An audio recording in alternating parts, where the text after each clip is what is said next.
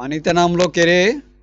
মহারাজা, আমি চুন্নি খরগোশ। তোর স্পর্ধা তো কম নয়, তুই আমার পুকুরে নেমেছিস গোসল করতে। আমি দেখছিলাম এখানে কতটুকু পানি। তোর সাহস দেখে তো অবাক হচ্ছি, তুই আবার আমার মুখে মুখে কথা বলছিস। আমায় ক্ষমা করে দেন, আর কখনোই এমন হবে না। কিন্তু মহারাজা, আমার অবাক লাগছে, জলে তো আপনারই মতো আরেকটা মহারাজা দেখেছি। কি বলছিস তুই?